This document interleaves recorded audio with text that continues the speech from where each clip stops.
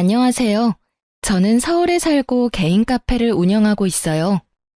동네 작은 카페는 아니고 베이커리랑 함께해서 카페 규모가 좀 있는 편이에요. 그렇다 보니 직원들 외에도 엄마와 남동생이 함께 제 카페 일을 도와주고 있어요. 처음 카페 개업할 때 주변에서 가족들이랑 같이 일하는 거 아니라고 말렸지만 저희 가족은 처음부터 지금까지 변함없이 각자의 몫을 잘 해내고 있답니다. 그만큼 저도 가족들에게 정확히 수익 분배 잘해주고 있고요. 되돌아보니 오히려 가족이 함께였어서 제가 지금 잘 버티고 있는 것 같아요. 하지만 아무것도 돕지 않고 제 재산에 수저 얹으려는 가족도 분명 있었어요. 현재는 그 사람과 가족의 연을 끊었지만 지금 생각해도 너무 뻔뻔한 것 같네요. 그 사람은 바로 이혼해서 완전히 남이 된 제 전 남편이에요. 이혼 준비하면서 제가 무너지지 않았던 건 다 가족들 덕분인 것 같아요. 그럼 지금부터 결혼 생활 내내 뻔뻔스럽기 그지없던 제 전 남편의 만행들을 들려드릴게요. 우선 저는 매우 가부장적인 집에서 자라며 결혼 생각은 딱히 없었어요. 무조건 가장의 말을 따라야 한다며 억압하는 아빠를 엄청 미워했었죠. 어른이 되어 그 미운 마음은 좀 사라졌어도 여전히 아빠랑 서먹하고 불편했어요. 아빠도 제 카페 일을 종종 돕고 싶다 하셨지만 제가 단번에 거절할 정도였죠. 그랬던 제가 왜 결혼을 하게 됐냐면요. TV에서 육아 예능도 많이 하고 화목한 다른 가정의 풍경을 보고 깨달았어요. 제가 결혼이라는 제도 자체를 부정하는 게 아니라 아빠 같은 가부장적인 사람을 거부하고 있었다는 걸요. 만약 결혼을 한다면 다정한 사람과 결혼하고 싶었어요. 무엇보다 전 저희 아빠 같은 가부장적인 사람만 아니면 충분히 결혼 가능하다고 생각했어요. 그런 생각할 즈음 저는 지인의 소개로 아빠랑 정반대의 성격인 남편을 알게 됐어요. 남편은 30대 중반 연상의 아주 평범한 회사원이었죠. 혜린 씨는 만약 결혼을 해서 아이를 낳는다면 어떤 엄마가 되고 싶으세요? 전 아이들한테 친구 같은 아빠가 되고 싶어요. 아무래도 제가 그렇게 자랐거든요. 저희 부모님은 저에게 울타리이자 가장 친한 친구가 돼주셨어요. 그래서인지 저도 아이들에게 그런 존재가 되고 싶네요. 그리고 저희 아버지처럼 아내 말 잘 듣는 남편이 제 목표예요. 엄마가 행복해야 집안이 행복하다는 말 아세요? 그 말 저는 믿거든요. 전 아이들도 중요하지만 제 와이프의 행복이 가장 중요한 것 같아요. 그의 말을 듣는 순간 전 보석이라도 발견한 듯 눈을 반짝였어요. 제가 정말 원하던 가치관을 그가 가지고 있었으니까요. 저 역시 그래요. 아이들에게 권위적인 부모가 되고 싶지는 않아요. 사실 저는 어렸을 때 아빠가 너무 엄하게 키우셔서 사이가 대면대면 하거든요. 제 아이들은 그런 환경에서 자라지 않았으면 해요. 대화할수록 남편이 저와는 정반대의 집안 환경에서 자랐구나 느꼈어요. 화목하고 친구 같은 부모님 밑에서 자라서인지 남편은 엄청 다정했고 말투나 행동에 애교가 뚝뚝 흘러넘쳤죠. 이 사람이면 충분히 내 트라우마를 치유받고 잘 살 수 있겠구나 기대감마저 들었어요. 남편은 시부모에게 딸같이 귀여움받고 자란 외동 아들이었어요. 시부모 역시 평범하고 퍽 다정한 분들이었죠. 특히 시부는 외동아들만 평생 바라보다가 제가 나타나니 엄청 좋아하며 딸 대하듯이 살뜰히 대해주시더군요. 그래서 저는 시댁 예쁨 받으며 아들, 딸 여럿 낳고 오순도순 남편과 평범하게 잘 살아보고 싶었어요. 저희 아빠한테 이상적인 가정의 모습을 보여주고 싶은 마음도 있었고요. 아빠 당신처럼 권위적이지 않아도 충분히 잘 살 수 있다는 걸 말하고 싶었거든요. 결혼 후 신혼 때는 부부관계에 아무런 탈 없이 잘 살았다고 자부할 수 있어요. 물론 생활 습관이나 살아온 방식이 다르니 맞춰가는데 시간은 좀 걸렸지만요. 맞춰가는 과정에도 남편은 결혼 후에도 여전히 다정하고 유순한 사람이었어요. 그런데 결혼 2년 차 접어들면서 갑자기 남편은 전에는 안 보였던 모습들을 점점 보이기 시작했어요. 제가 알던 사람이 맞나 싶을 정도로 다른 사람처럼 굴었죠. 남편이 변화하기 시작한 그 발단은 바로 헬스장이었어요. 집 앞 가까운 헬스장에서 가끔 운동하던 남편은 언젠가부터 집과는 거리가 있는 새로운 헬스장을 다니기 시작했어요. 여보, 요즘 계속 늦네? 저녁 준비하고 한참 기다렸잖아. 미안. 나 헬스장 가서 운동하고 오느라 늦었어. 그럼 미리 좀 연락해주지. 근데 헬스장 코앞인데 왜 이렇게 늦게 왔어? 내가 말 안 했었나? 나 헬스장 옮겼어. 어디로? 집 앞에 바로 앞에 헬스장 있잖아. 거긴 너무 낡아서 운동이 제대로 안 돼. 헬스장도 시설이 좋아야 운동할 맛이 나더라. 땡땡동에 새로 생긴 헬스장인데 퇴근하고 들리기 딱 좋아. 땡땡동이면 당신 회사에서 우리 집까지 오는 길은 아닌 것 같은데? 뜬금없이 낯선 동네에서 운동을 한다는 남편의 말에 저는 갸우뚱했어요. 도로에서 낭비하는 시간 계산에서 너무 비효율적이라며 잔소리도 물론 했었죠. 하지만 남편은 본인 유일한 취미 생활이니까 터치하지 말라며 특유의 애교스러운 말투로 어영부영 넘어갔어요. 뭔가 마음 한구석에 찝찝함이 남았지만 저는 남편의 뜻을 존중하기로 했어요. 하지만 헬스장을 옮긴 이후부터 남편은 결혼 생활에 최선을 다하지 않았어요. 늦을 때면 늦는다고 연락은 꼬박꼬박 해줬지만 그 빈도가 너무 잦았던 거죠. 나 오늘 늦어. 또? 요즘 너무 자주 늦는 거 아니야? 좀 봐주라. 회사에서 스트레스 잔뜩 받아서 운동으로 풀어줘야 해. 그렇다고 내가 술을 먹으러 가는 것도 아니잖아.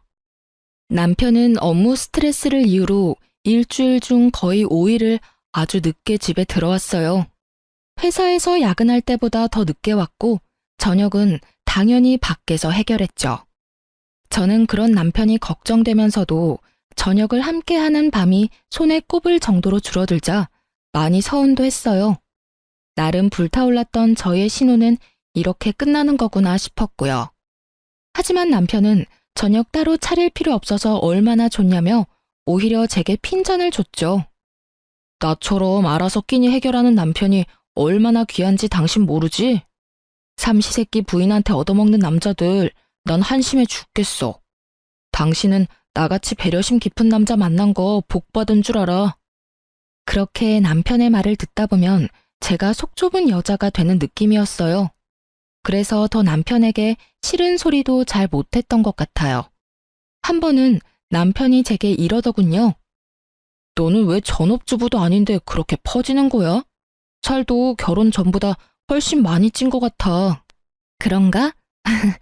요즘 몸이 좀 무거워진 것 같았는데 조금 쪘나 봐. 아무래도 우리 카페에 맛있는 게 많잖아. 조금 찐 건 아닌 것 같은데? 자기 그러지 말고 더 찌기 전에 체중 조절 좀 해. 남편에겐 더 이상 예전의 모습을 기대하긴 어려웠어요. 냉담한 그의 말에 저는 그저 결혼하면 남자들 다 이렇게 조금씩 바뀌는구나 싶었죠. 그런데 체중 조절하라는 말은 여자로서 은근히 듣기 서운했지만 저는 그때까지도 제 건강을 걱정하는 남편의 마음이라 착각했어요. 당신 진짜 그만 좀 먹고 살 좀 빼. 남편의 이 호통을 듣기 전까지는요. 남편이 어느 날 밥 먹는 제 뒤통수에 대고 이렇게 버럭하더군요. 남편은 참다 입이 터진 사람처럼 그 말을 시작으로 제게 여러 말을 내뱉었어요. 살이 찔 대로 쪘는데 결혼했다고 관리 안 하는 모습이 정 떨어진다 했고 결혼 전에는 날씬하진 않았어도 보기 좋은 라인이었다 했던 것 같아요. 혼자 흥분해서 할 말 안 할 말 구분 못하는 남편을 지켜보자니 그동안 제게 살 빼라는 말들이 정말 진심이었구나 싶었죠. 또 제 건강보다는 미용 목적으로 빼라는 거였음을 알아들었고요. 아무래도 제가 저희 카페 신제품 시식도 많이 하는 편이고 하루 종일 서 있다 보니 체력 소모가 심한 만큼 단 걸 자주 먹긴 해요. 하지만 남편에게 타박을 들을 만큼 결코 살이 찌진 않았거든요. 남편의 말을 그동안 좋게 웃어넘겼더니 이날 제게 선을 넘은 거였죠. 저는 참지 않고 정상 체중인 나한테 뭘 자꾸 그렇게 살 얘기를 하냐고 바로 따졌어요. 저도 그 순간 욱해서 남편에게 할 말 다 했어요. 당신 밥 먹는 사람 뒤통수에 대고 그게 무슨 행동이야? 아니, 그럼 어떤 남자가 자기 마누라 몸무게 앞자리 6인 걸 좋아해? 내 말이 틀려? 여자 몸무게 6은 좀 진짜 아니지 않냐? 제가 따져들자 남편은 잠깐 주춤했지만 여전히 제게 잘못이 있다는 듯 저를 나무랐어요. 저는 굴하지 않고 제 키 165에 몸무게 60kg는 지극히 정상이라며 남편에게 마구 쏘아붙였어요. 그리곤 남편에게 본인 뱃살이나 잘 관리하라고 콧방귀를 꼈죠. 남편에게 집에서 밥 안 먹고 밖에서 도대체 뭘 사 먹고 돌아다니길래 운동하기 전보다 살집이 붙었냐며 은근히 골려줬고요.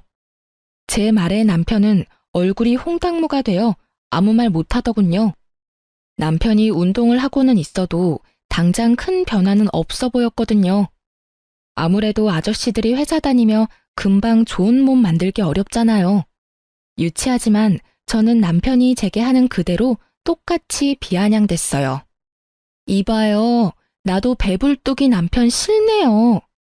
난 운동 많이 하니까 그만큼 많이 먹게 되는 거지. 그 후로 남편의 입에선 체중 조절 이야기는 쏙 들어가더군요. 하지만 남편은 곧 다른 문제로 저를 골치 아프게 했답니다. 남편과 저는 처음부터 돈 관리를 각자 했어요. 저희는 생활비 통장을 만들어서 매달 100만 원씩 각출했죠. 그렇게 생활비를 쓰고 남는 돈은 무조건 저축했어요. 그래서 제가 남편이 그동안 밖에서 식사를 해결하고 와도 그건 남편의 돈이니까 별말 못했던 거예요. 만약 생활비에서 따로 계속 외식을 했다면 문제였겠죠. 그러다 저는 생활비 카드로 200만 원을 결제했다는 문자를 받았어요. 깜짝 놀라 남편에게 물어보니 남편은 너무나 태연하게 말했어요. 헬스장 트레이너에게 개인 PT 수업 결제를 했다고요. 저는 그때까진 침착함을 유지한 채로 남편에게 물었어요. 이상하다. 생활비 카드로 결제됐던데 당신 카드 잘못 냈나 봐. 아니, 당신이 배불뚝이 남편 싫다며. 그래서 큰 마음 먹고 개인 PT 받으려고 상담받았는데 200만 원이라잖아. 금액도 크고 부담스러워서 생활비 카드로 결제했지. 이건 나를 위해서라기보다 우리 부부를 위해서니까 그래도 되는 거지. 남편의 어이없는 변명을 시작으로 저희는 크게 다퉜습니다. 몸무게 얘기로 다툰 지 얼마 안 됐을 때라 부부싸움에 더 크게 불이 붙었어요. 상의도 없이 생활비 카드로 그 큰 돈을 결제했냐고 제가 따지자 남편이 거기 제 돈만 들어있냐며 자기 돈도 들어있다고 화를 냈죠. 말이 통하질 않아서 남편에게 당장 통장에 200만 원을 다시 채워 넣으라 했어요. 200만 원이 누구 개 이름이냐고 타박하니까 남편은 오히려 제게 쪼잔하다며 적반하장으로 짜증을 냈죠. 자존심 상해. 넌 자기 관리도 잘 못하면서 나한테 돈 몇 푼으로 어떻게 쪼잔하게 일해? 저는 징징거리는 남편의 말을 끊고 당장 헬스장으로 가서 환불해 오던가 아님 남편 돈으로 생활비 통장에 200 채워 넣으라고 반복해서 말했어요. 이제 아이도 슬슬 계획해야 하는데 왜 그렇게 소비가 해프냐고 말했죠. 남편은 쪽팔려서 어떻게 환불을 하냐고 우는 소리를 했어요. 그리곤 남편은 제 속이 뒤집어지는 말을 또 덧붙이더군요. 나도 다 계획이 있다고. 회사 잠시 관두고 보디빌더 대회에 나갈 거야. 뭐라고? 당신 카페 수입 꽤 되잖아. 그 정도면 나 잠깐 쉰다고 우리 안 망해. 맞지? 그리고 내가 서운하지만 말은 안 했는데 그렇게 돈 벌어서 항상 친정 식구만 챙길 거야? 이제 결혼했으면 남편이 가장 가까운 식구잖아. 날 챙겨야지. 안 그래? 내가 언제 당신한테 우리 엄마 아빠 챙기라 한 적도 없잖아. 그러니까 하나뿐인 서방 뒷바라지 좀 해줘. 당신 돌았구나? 저는 남편의 말도 안 되는 논리에 충격받았어요. 친정 식구들은 제 카페에서 일하고 정정당당하게 보수를 받는 건데 제가 친정만 챙긴다는 남편의 말이 너무 어이가 없었죠. 남편에게 와이프 카페에서 일하는 장모와 처남이 우습냐고 물었어요. 그리곤 각자 돈 관리하기로 했는데 왜 놀고 먹으려 하냐고 일침을 날렸죠. 말빨로 저를 못 이기자 씩씩거리던 남편은 안방에 들어가 어딘가로 전화를 걸더군요. 통화 소리를 엿들어 보니 시모랑 통화하는 듯 했어요. 그때까지는 시모를 믿었어요. 정신 나간 본인 아들 바로 잡아줄 거라고요. 그런데 얼마 후 시모가 득달같이 달려와서 제게 쏘아붙였어요. 남편은 조금씩 변한 모습을 보였지만 그렇지 않았던 시모가 갑자기 180도 다른 모습을 보이자 더 놀랍긴 했어요. 평소에 시모랑 사이가 엄청 좋지는 않아도 나쁜 편도 아니었으니까요. 잘못한 것도 없는데 저는 남편 일로 미움을 사 크게 한 소리를 들었어요. 예, 내 아들이 건강하면 결국 누구 좋은 일이겠어? 내 아들이기 전에 네 남편 아니냐? 그래, 바로 너 좋은 일이야 이거사. 어리석게 그걸 몰라? 어디 신랑을 이겨먹으려 해? 참나. 시모는 제게 소리를 빽 지르고도 분이 안 풀리는지 핏대를 세우며 그깟 200만 원 내가 결제해주겠다며 큰 소리 쳤어요. 그래서 저도 부부싸움에 함부로 끼어드는 시모에게 한마디 해드렸네요. 네, 어머님, 그래 주시면 감사하죠. 그럼 앞으로 남편 개인 PT 수업은 어머님이 계속 결제해 주시는 거죠? 자기는 좋겠다. 능력 있는 어머님 있어서. 어머님, 저 사람 휴직 내고 못 만들어서 대회 나가고 싶대요. 저는 도저히 감당할 자신이 없었는데 어머님은 무조건 아들 편이라 하셨으니까 서포트 해주시는 거죠? 정말 다행이네요. 여보, 난 그럼 열심히 응원만 할게. 그게 다 무슨 소리냐? 어머, 어머님, 다 듣고 저 혼내신 거 아니었어요? 어이, 엄마, 그게 말이야. 너 이놈의 자식, 이게 다 무슨 말이냐니까? 역시나 남편은 시모에게 자기 유리한 것만 이야기하고 문제의 본질을 이야기는 안 했는지 시모가 진실에 개거품 물더군요. 시모는 남편에게 무슨 개소리냐고 등짝 날리며 쥐잡듯이 잡았어요. 한참을 남편에게 이놈 저놈 하던 시모는 제가 준 냉수 한 잔에 겨우 진정했죠. 남편은 이 모든 게 자기가 버려놓은 상황이면서 제 뒤에 숨더라고요. 시모는 제게 쓴소리한 게 이제야 머쓱한지 작게 웃으며 말했어요. 남자들 전부 결혼해도 철 안 든다고요. 덩치 큰 아들 한 명 키우는 거나 마찬가지이니 제게 고생을 하며 덕담 아닌 덕담까지 해줬고요. 그렇게 시모는 저희 부부싸움에서 발을 뺐어요. 시모가 돌아가고 저는 남편에게 지그시 물었어요. 이 사실이 시부 귀에도 들어가면 좋겠냐고요. 그제서야 자신만만하던 남편이 깨갱하더군요. 미안해. 내가 잘못했어. 내가 어떻게 해서든 200만 원 당장 채워 넣을게. 그 뒤로는 뭐 남편 돈으로 PT 받는 건 일절 터치 안 했어요. 다만 회사 휴직 안 하는 조건만 내걸었죠. 본인 돈과 시간을 쪼개서 대회 준비한다고 약속했기에 저는 눈 감아주기로 했죠. 알아보니까 피트니스 대회 준비가 몇 년이 아니라 몇 개월만 돈과 시간을 소비하는 거더라고요. 그래서 나름대로 남편이 이번 해에 운동을 배우고 몸을 만들어가며 이루고 싶은 게 뭔가가 있나 보다 했어요. 거기까진 양보해주려고 더 이상 캐묻지도 않았고요. 근데 그게 화근이었나 봅니다. 지금 생각하면 그땐 제가 꽤 현명한 아내라고 착각도 했어요. 정확히 어디서부터 잘못된 건지 핵심을 모르고 문제를 해결했다고 생각했으니까요. 그렇게 6개월 정도 더 지났을까요? 보디빌더 대회 나가고 싶다던 남편은 이상하게 살이 뒤룩뒤룩 쪄갔습니다. 남편은 퇴근하고 1:1 PT 수업을 받고 또 개인 운동까지 하고 와서 늦게 오기 일쑤였는데 말이죠. 저로서는 급속도로 살이 찐 남편이 너무 이해가 안 됐어요. 혹시나 헬스 트레이너에게 사기를 당한 걸까? 이제서야 걱정도 됐죠. 제가 왜 살이 더 찐 것 같냐고 남편에게 물으니 남편은 엄청 해맑게 말했어요. 구야, 운동하는 만큼 먹어서 그렇지. 근데 살만 찐 게 아니라 근육도 쪘어. 그래 보이진 않는데? 근데 트레이너 말이야. 믿을 만한 사람이야? 경력은 얼마나 됐어? 남자야, 여자야? 그걸 왜 자기가 궁금해해? 믿을 만한 사람이니까 내가 큰돈 결제했지. 왜 내가 궁금해하면 안 돼? 내 돈으로 결제한 건데 신경 쓰이게 터치하지 마.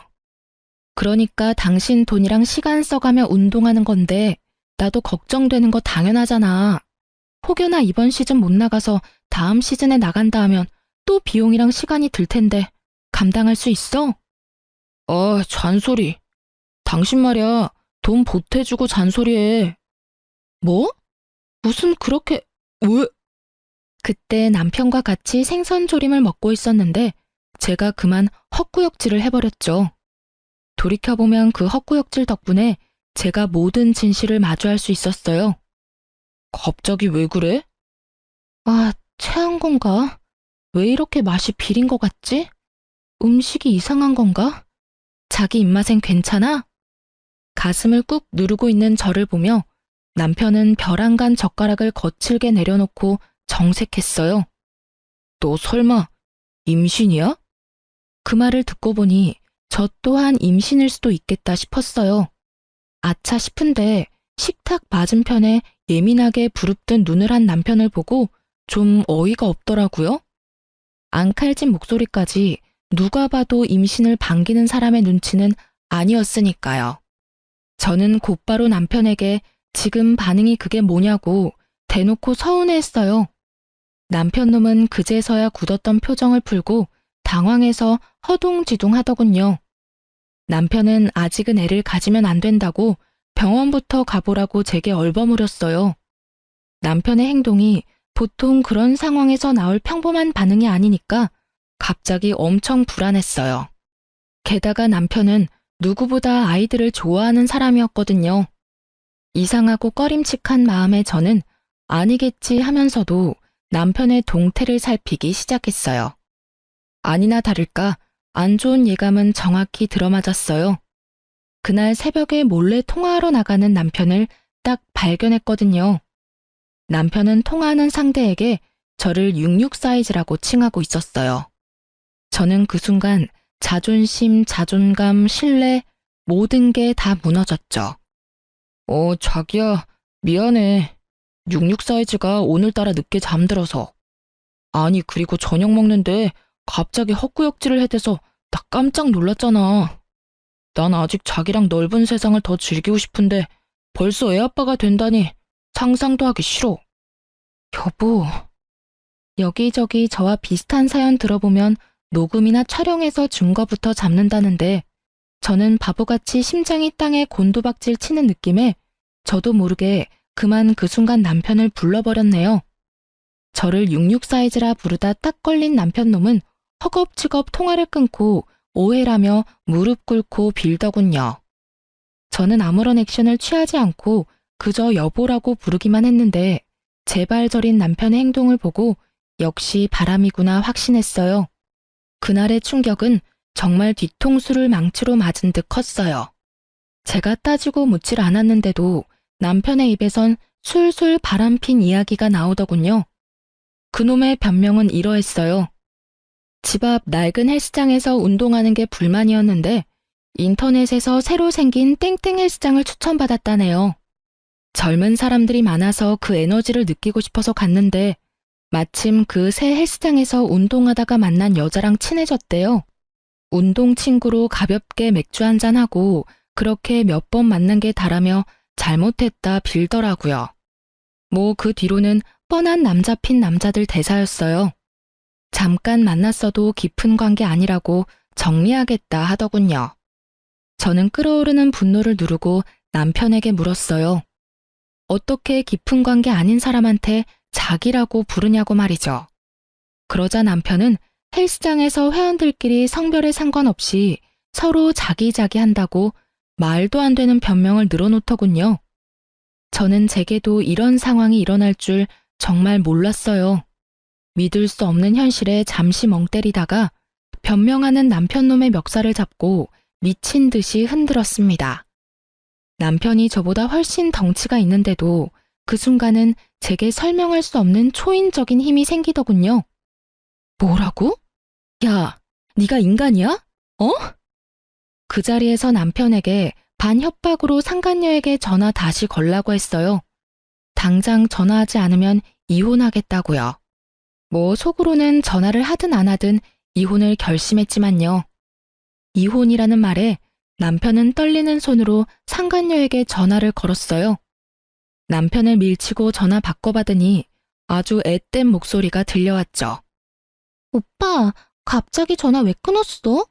혹시 66 사이즈 일어난 거야? 설마 들킨 거 아니지? 야, 너 몇 살이야? 도대체 얼마나 머리가 모자라면 가정 있는 남자를 만나? 제가 흥분해서 소리치자 전화 너머 상간녀는 놀랐는지 전화를 그대로 끊어버리더군요.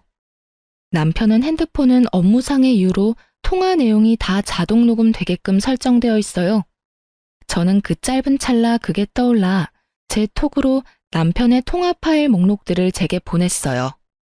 바람이란 건 확실해졌고 제겐 증거가 필요했으니까요. 다행히 제가 증거를 수집하는 동안 남편은 우는 신용을 하며 쥐 죽은 듯 바닥에 얌전히 엎드려 있었죠. 정말 내가 잘못했어. 여보. 다시 전화를 미친 듯이 걸자 상간녀는 전화를 받고 이렇게 말했어요. 제가 헬스 트레이너라서 회원님이랑 잠깐 연락 주고 받은 게 다예요. 그러니까 사모님, 제발 이상한 오해하지 마세요. 다 들통난 상황에도 바람을 부정하는 상간녀의 입을 찢어버리고 싶었어요. 하지만 상간녀의 말을 듣고 나니 그동안의 의문들이 풀리긴 했죠. 헬스장에서 PT한답시고 200만 원씩 결제한 건 남편이 상간녀에게 주는 용돈 같은 거였나 봐요. 모든 진실을 알고 나자 더욱 남편이 괘씸했어요. 본인은 회사 관둘 테니 돈 많이 버는 제게 뒷바라지 해달라고 했었던 건 바로 제 돈으로 상간녀랑 바람 피우며 용돈까지 주려고 했다는 사실이니까요. 트레이너? 그래, 뭐가 이상하다 했어. 그래서 매일 늦게 들어왔구나. 그럼 그동안 운동한다고 나한테 거짓말해놓고선 하루도 빼지 않고 매일 저 어린 거랑 붙어 먹은 거네? 게다가 네가 감히 내 돈으로 상간녀랑 호의호식하려고 했던 거지? 남편 놈은 걷잡을 수 없이 상황이 악화되니 본인 핸드폰을 도로 가져가서 숨겼어요. 자기 치부가 이 정도로 다 들통날 줄은 몰랐었나 봐요. 더 이상 변명할 것도 없는지 남편은 침묵으로 일관했어요. 암만 지가 입을 다물어 봤자 저는 이미 짧은 시간 안에 통화 파일 증거도 수집했고 상간녀 번호도 전부 다 외웠지만요. 저는 네가 어떻게 나한테 그러냐며 남편 멱살을 잡고 흔들다가 이윽고 남편의 머리카락을 쥐고선 절대 안 놓아줬어요. 그땐 그냥 제 본능에 충실했어요. 그렇게라도 안 하면 제가 미칠 것 같았거든요. 택시 기사님이 놀라던 말던 저는 그대로 남편 머리채 꽉 쥐고 택시를 급히 타고 시댁으로 갔어요. 그렇게 남편을 짐승 끌듯 끌고 가니 시부모님도 당연히 깜짝 놀랐고요. 시모는 이유를 듣지도 않고 또 무슨 일인데 자기 아들을 잡냐며 부인 잘못 만나서 제명에 못 살겠다고 시부에게 우는 소리 했어요. 그 상황에도 시부는 그만한 이유가 있지 않겠냐고 침착하게 왜 그러냐고 물었죠. 이 사람이랑, 아니, 이 짐승놈이랑 저 이혼하겠습니다. 도대체 왜 그러냐는 시부모의 물음에 저는 남편이 바람났다고 울분을 터뜨렸어요. 그러자 시모 하는 말이 정말 가관이더군요. 어머, 그러길래 임신 좀 서두르지 그랬냐? 애가 있음 남자가 어디 한눈 팔겠어? 뭐라고요? 어머님. 에휴, 저 어른한테 소리 지르는 것 좀 봐. 여보, 가만 보고만 있을 거예요? 예, 얼른 그 손 안 놔? 너 우리 아들 머리털 다 뽑을 셈이냐고. 네, 저 오늘 이 자식 머리털, 닭털 뽑듯 모조리 다 뽑아 놓으려고요. 시모는 제게 천박하다, 아둔하다 그런 말들을 쏘아붙였어요. 불난 집에 부채질하는 시모 덕에 저는 젖먹던 힘까지 짜서 남편 머리채 신나게 흔들었어요. 시부는 너무 놀랐는지 말을 잃고 그 광경을 잠자코 지켜봤어요. 시모는 제게 쉽게 다가오지는 못하고 대신 시부에게 말려보라며 시부 몸을 흔들었어요. 당연히 저는 팔은 안으로 굽는다고 시부 역시 남편 편들겠지 싶었죠. 그런데 시부는 평소에는 온화했지만 도덕성을 굉장히 중요하게 생각하는 사람이었어요. 기본 예절을 어기거나 법을 어기는 걸 제일 싫어하는 분이셨죠. 시부는 남편에게 집안 먹칠을 해도 유분수라며 어디 이딴 짓을 벌이느냐 했어요. 그리곤 남편 놈에게 신혼집 해줬던 거 그대로 뱉으라 선언했죠. 남편은 제게 머리채 잡힌 상태로 그런 게 어딨냐고 침 튀기며 시부에게 대들더군요. 그 순간 저는 시부라도 제 편을 들어줘서인지 속의 응어리가 조금은 풀렸던 것 같아요. 남편에게 귓속말로 한심한 자식이라며 작게 욕짓거리를 내뱉고 저는 남편을 시댁 거실에 내팽개쳤어요. 그리고 시부에게만 작게 인사를 하고 시댁을 그만 나서려고 했어요. 시모는 나가려는 저를 붙잡고 끝까지 남자가 그럴 수도 있지 않냐며 본인 아들 편들더군요. 그래서 시모에게 정확히 이렇게 말해줬습니다. 아, 남자가 그럴 수도 있는 거면 아버님이 바람펴도 무조건 용서한다는 뜻이죠? 뭐? 너 정말 어디 재수 없는 소리를 해? 그러니까요. 왜 바람은 저놈이 폈는데 왜 계속 저한테 재수 없는 소리를 하세요? 아무 말 못하고 벙쪄있는 시모와 바닥에서 저를 원망스럽게 쳐다보는 남편 놈을 비웃어 줬답니다. 제가 시댁에서는 센 척 다 했지만 막상 저희 집 가는데 이상하게 몸이 벌벌 떨리더군요. 다름 아니라 남편과 결혼할 때 아빠가 저희 부부에게 이렇게 말한 적 있거든요. 내 집안에 이혼이란 없다. 절대. 그러니까 두 사람 잘 살아야 해. 만약 이혼을 언급하면 어릴 적 안 좋았던 아빠의 모습이 나오지 않을까 걱정도 됐어요. 친정에 도착하니 부모님은 어쩐 일이냐 물었고 저는 도무지 입이 떨어지질 않더군요. 아빠의 얼굴을 보자 이혼한다는 말이 저절로 삼켜지더군요. 잘못은 남편이 했는데 왜 내가 떨어야 하나 속으로 억울도 했어요. 맨몸으로 갑자기 찾아온 딸을 보고 부모님은 일단 걱정하는 눈빛이었어요. 저는 힘없이 남편이랑 싸워서 왔다고 말했어요. 의외로 아빠는 알겠다며 쉬라고 별 말씀 안 하시더군요. 그렇게 며칠 일도 안 가고 저는 친정에서 마음을 추스리고 있었어요. 제가 회복하는 동안 남동생과 엄마가 아무것도 묻지 않고 카페 일을 도맡아서 했죠. 저는 혹시 몰라서 산부인과도 다녀오고 흥신소에도 의뢰를 했어요. 상간녀의 정보가 더 필요했거든요. 혹시나 잠자코 있다가 이혼할 때 제가 되려 남편에게 당할 수도 있고요. 하지만 제게 제일 큰 숙제는 부모님께 어디서부터 어떻게 말을 꺼내야 할까였어요. 그렇게 고민하고 있는데 남편 놈이 겁도 없이 친정에 제 발로 찾아온 거예요. 아마 저희 아빠가 이혼은 절대 안 된다고 말했던 걸 기억하고 있었나 봐요. 남편은 다짜고짜 무릎까지 꿇고 아주 영악한 악어의 눈물을 흘렸어요. 그 모습 보니 제가 피해자가 아니라 누가 보면 본인이 피해자인 줄 알겠더라고요. 장인어른, 장모님, 제발 저 좀 도와주세요. 저 사람이 저랑 이혼하려나 봅니다. 뻔뻔하기 그지없는 그 꼴을 보는데 속이 뒤틀리며 저는 또다시 헛구역질을 해버렸어요. 그랬더니 남편은 후다닥 제게 달려와 애틋하게 제 손 붙잡고 다정하게 말하더군요. 여보, 산부인과는 갔어? 임신이면 정말 이러고 있으면 안 되지. 그게 네가 할 말이야? 여기가 어디라고 찾아와. 넌 그냥 엿이나 먹어. 당연히 친정아빠는 제 언행을 보고 깜짝 놀라서 무슨 일인데 남편한테 그렇게 험하게 말하냐고 했죠. 아무리 둘이 싸웠어도 방금 한 말은 듣기 좀 그렇구나. 남편은 장인어른이 자기 편을 들어주고 저와 대립하자 갑자기 의기양양해 보였어요. 장인어른, 저 너무 억울합니다. 제 말 좀 들어주세요. 그 거짓 눈빛에 속은 아빠는 남편에게 이게 다 무슨 일이냐고, 이혼은 무슨 말이며 임신은 또 무슨 말이냐고 정리해서 사실만 말하라 했죠. 저희 아빠가 무섭기는 한지 남편은 한참 뜸들이다 말했어요. 저도 남편이 뭐라고 아빠에게 변명하는지 궁금했어요. 제가 잠자코 있자 남편은 뻔뻔하게 말하더군요. 그게 장인어른, 정말 오해하지 말고 제 말 들어주세요. 절대 바람이 아니라 그냥 오빠 동생으로 친하게 지낸 친구가 있는데요. 소희가 멋대로 혼자 오해하고 저한테 당장 이혼하자고 해서요. 아니 요새 계속 헛구역질해서 분명 임신한 것 같은데 그 작은 의심으로 갑자기 이혼하자니까 제 속이 말이 아닙니다. 저 정말 너무 억울해요. 아빠는 의외로 표정 변화 없이 제 의견을 물어봤어요. 네 생각은? 오해는 개뿔. 너 정말 뻔뻔하다. 이미 상간녀랑 통화했고 바람 맞아요. 저 이혼할 거예요.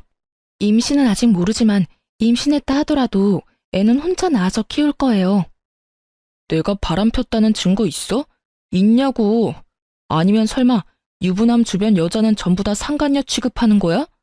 당신 정말 미쳤어. 제정신이야? 의부증이냐고. 그리고 당신이 무슨 수로 혼자 애를 키워? 미친 건 네가 미쳤겠지. 제정신 아닌 건 너겠지. 야, 도대체 너 뭐가 억울해?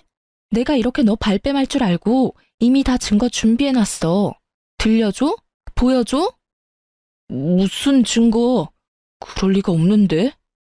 하하, 듣다 보니 정말 웃겨서 내가 좀 끼어들어도 되나? 자네 무슨 말을 그렇게 해? 내 딸이 애를 혼자 왜 못 키우겠나? 아직 젊고 누구보다 능력 있고 예쁜 내 딸인데. 그리고 혼자가 아닐세. 자네 없어도 우리랑 잘 키울 수 있어. 또 그러다 보면 자연스레 새 출발도 하겠지. 그러니 이제 그만 걸리적거리고 썩 꺼지게나. 장인어른, 분명 저희 결혼할 때 이혼은 절대 안 된다 하셨잖아요. 그러지 말고 좀 도와주세요. 네? 제발 같은 남자끼리요. 아, 정말 작은 실수라고요. 야, 이놈의 자식아. 내가 그럼 호구같이 내 딸 눈에 피눈물 흘리게 만든 놈을 네가 참고 살아라 할 줄 알았냐? 너 어디 겁대가리도 없이 바람 펴놓고 여길 찾아와? 아빠가 언성을 높이자 그 포스에 깜짝 놀라 도망치려는 남편 놈이었어요. 충격을 받던 엄마는 두리번거리다가 주방에서 쌀바가지를 가져와 남편의 왼쪽 뺨을 날렸어요. 어딜 도망가려 해? 이 천하의 썩을 놈. 그리고 아빠가 탁구를 즐겨 치는데 어느새 탁구채를 들고 남편의 나머지 오른쪽 뺨을 시원하게 날렸죠. 남편은 놀라서 개거품 물더니 이딴 못 베어먹은 집안에서 내가 안 살 거라며 신발도 못 신고 도망갔어요. 저와 친정을 만만하게 보고 제 발로 찾아왔으니 그 정도는 값을 치러야 한다 생각했어요. 그 이후 제가 뭐 따로 움직이지 않아도 상간녀가 알아서 움직였어요. 상간녀는 이제 바람인 걸 인정하고 겁도 없이 제게 전화를 했거든요. 세상에, 예비시댁의 인사가니 자신 있으면 구경 오라더군요. 아직 남편과 이혼도 안 했는데 어이가 없었습니다. 저는 뭐가 그렇게 당당한 건지 상간녀 면상 한번 제대로 보려고 시댁에 갔어요. 불러줬는데 제가 또 안 가면 섭섭해할 수도 있으니까요. 그런데 시댁에 도착하니 웬 레깅스 입은 젊은 여자가 서 있었어요. 운동할 때 입는 온몸에 딱 달라붙는 민망한 옷을 입고 몸매를 뽐내는 상간녀 보고 저는 그만 웃음이 터졌어요. 그런 건 헬스장에서나 가능한 차림이잖아요. 정말 꽝이네요. 뭐라고요? 얼마나 모자라면 유부남 만나는가 했는데 직접 보니 그쪽 수준 알만하다고요. 머리가 원래 그렇게 텅텅 비었나 봐요? 저 여자가 진짜? 이씨, 아버님, 저 오빠 정말 진실되게 사랑해요. 그러니까 자기 발로 나간다는 저 여자 붙잡지 마시고 저랑 오빠 인정해주세요. 그래서 여기에 나도 부른 거였구나. 너 겨우 저 배불뚝이 유부남 놈이랑 붙어먹고 싶디? 그래, 너 다 가져. 내 남편 너한테 기꺼이 버려줄게. 그렇게 팽팽하게 신경전을 하고 있는데 시부가 소리쳤죠. 하늘이 무섭지 않느냐? 남의 가정 파탄 내놓고 무슨 아버님이야? 더러운 입 다물어. 시부가 호통치면서 상간녀를 혼내자 20대로밖에 안 보이는 어린 상간녀는 깜짝 놀라서 울먹거리더군요. 자기야, 나 너무 무서워. 아버지, 그러지 말고 우리 애기 예쁘게 봐주세요. 어차피 저 사람이랑은 끝이에요. 아들 세 장가는 들어야 하잖아요. 너, 내가 그동안 내게 도움 준 것들 모두 뱉어내. 오늘부로 넌 내 아들 아니다. 너 어디 감히 내 집에서 이런 해괴망측한 일들을 벌여? 시부가 잔뜩 뿔이 난 와중에 시모는 또 상간녀 편을 들더군요. 시모의 묘하게 인상 쓴 모습이 분명 상간녀를 마음에 들지 않는 눈치였지만요. 그러지 말고 여보, 기회라도 줍시다. 괜찮은 아가씨인지 찬찬히 지켜보자고요. 기회? 아, 당신도 아들 따라 덩달아 미치기라도 한 거야? 그럼 당신도 내 집에서 나가. 내 돈 다 내놓고 나가라고. 아빠, 진짜 엄마도 나도 쥐뿔도 없는 거 알면서 왜 그래요? 그리고 막말로 내가 아빠 아들이지 저 사람이 아빠 딸이에요? 아니잖아요. 우리 새애기, 내가 정말 딸같이 생각했지. 아이고 모자란 놈아, 왜 그런 사고를 쳤어? 상간녀는 머리 열심히 굴렸는지 상황 파악하고 절망하듯 절규했어요. 아이씨, 이 거지 같은 놈이 지금 누구 인생 망치려고. 돈 무지 많다면서 아저씨. 이때까지 쥐뿔도 없으면서 아빠 삥 믿고 나한테 추근덕거린 거야? 자기야. 자기는 무슨, 징그럽게. 꺼져. 상간녀는 그새 돌변해서 남편을 밀치고 도망쳤죠. 남편은 상간녀의 배신에 믿을 수 없다는 참담한 얼굴로 주저앉더군요. 자기가 한 게 정말 사랑이었는 줄 알았나 봐요. 시부는 제게 아들 잘못 키워 미안하다며 면목이 없다며 거듭 사과를 했어요. 따지고 보면 전부 남편의 잘못인데 시부의 사과를 더 많이 들었던 것 같아요. 아가, 미안하다 미안해. 그제서야 남편이 통곡하며 제 바짓가랑이를 붙잡더군요. 내가 잠시 돌았었나 봐. 여보, 한 번만 용서해 줄래? 아버지, 제가 잠시 꽃뱀한테 홀려서 정신이 나갔어요. 이제 정말 정신 차리고 똑바로 살게요. 못난 놈, 이미 너는 돌아올 수 없는 강을 건넌 거야. 여보, 말을 또 뭘 그렇게 해요? 예, 네가 내 아들 한 번만 봐줘라. 내가 지난번에도 말했지만 남자는 다 애라서. 시부와 달리 시모는 여전히 본인 아들만 생각하더군요. 시부에겐 죄송했지만 진절머리 나는 시모와 남편놈 골탕 먹이고 싶었어요. 됐고요. 저 할 말 있는데. 시모의 말을 자르고 저는 아랫배를 조심스레 부여잡았어요. 그리고 잔뜩 처량함을 품은 얼굴로 말했죠. 이혼하고 절대 볼 생각 하지 마. 자격 없는 거 알지? 의미심장한 제 말을 모두가 알아차렸는지 한바탕 더 난리가 났어요.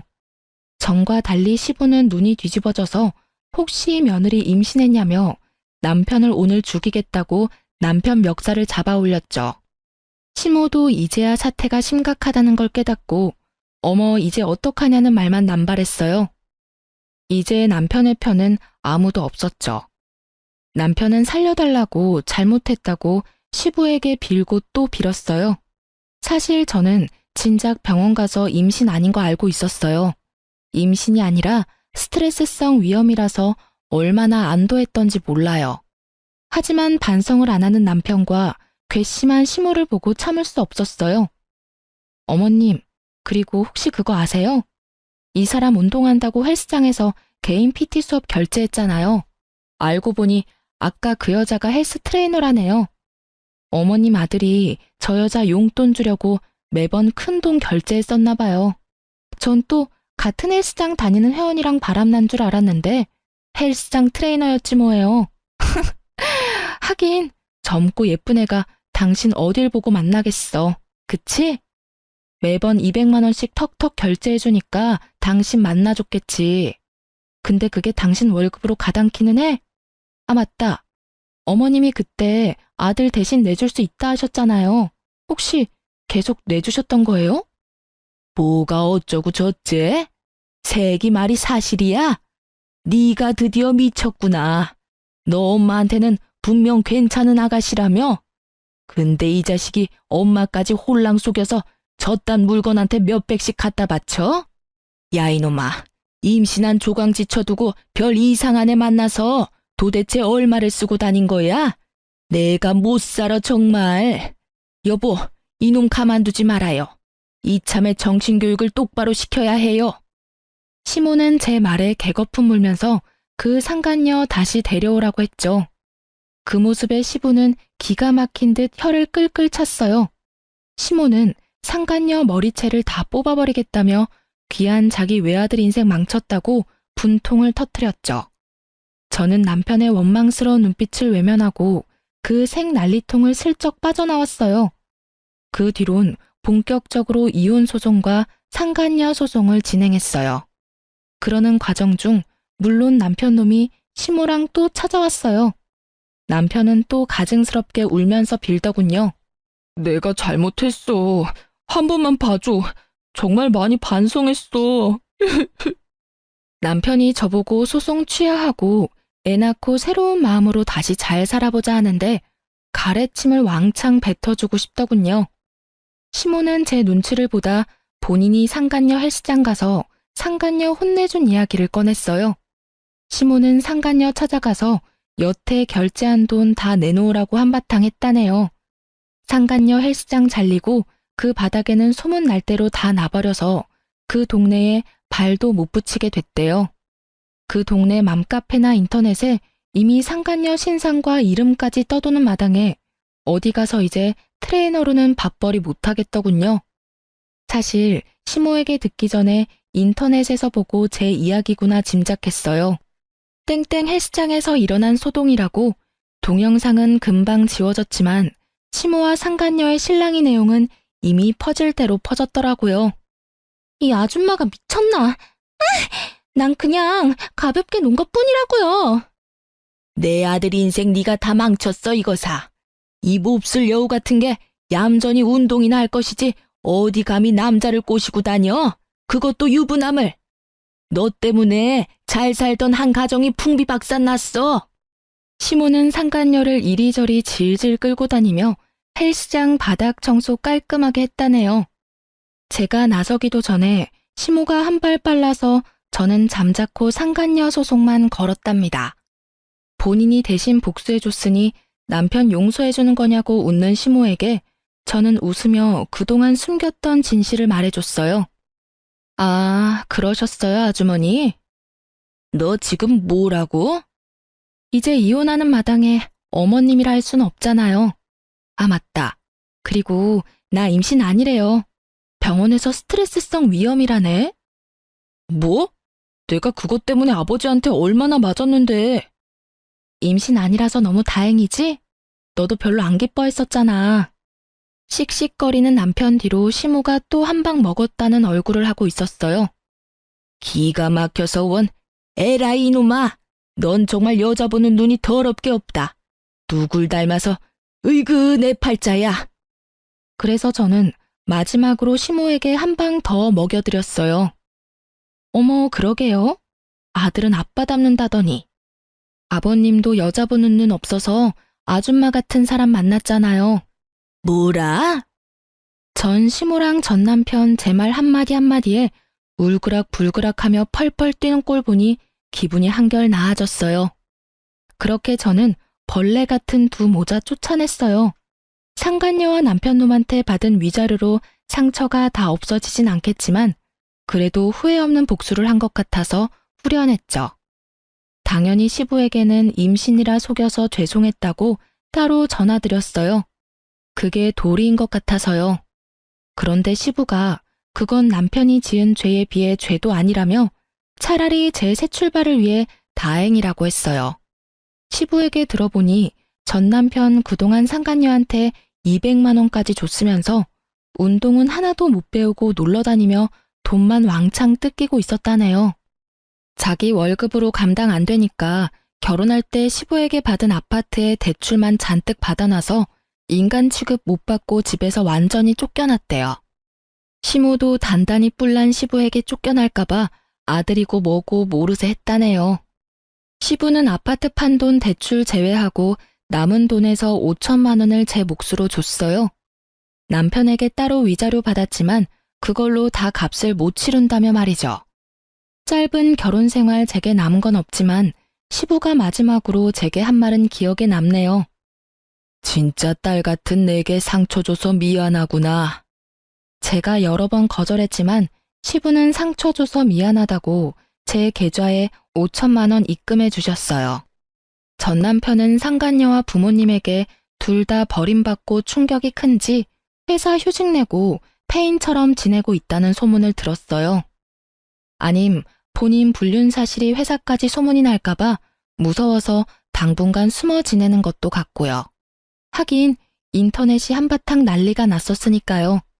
저는 그놈 자업자득이라 동정할 생각도 없고 걱정도 안 돼요.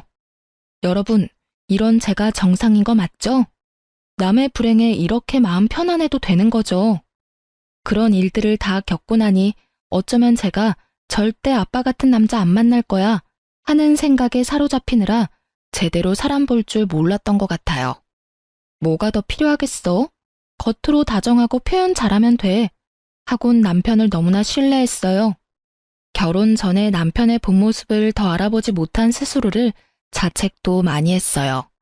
사람 보는 눈 길러야겠다 반성도 했고요. 그래도 아빠 아는 변호사분이 있어서 순조롭게 이혼도 잘 마무리했어요. 이번 계기로 아빠랑 대화도 많이 하고 부녀 관계의 어색함이 조금 풀리기도 했고요. 여러분, 저는 아직도 어떤 남자가 좋은 남자인지는 모르겠지만 지금 현재는 마음의 눈을 크게 뜨려고 노력하고 있어요. 비록 첫 번째 결혼은 실패했지만 저의 앞으로를 위해서 작은 응원 한마디씩만 부탁드립니다. 그럼 지금까지 긴 사연 들어주셔서 감사합니다.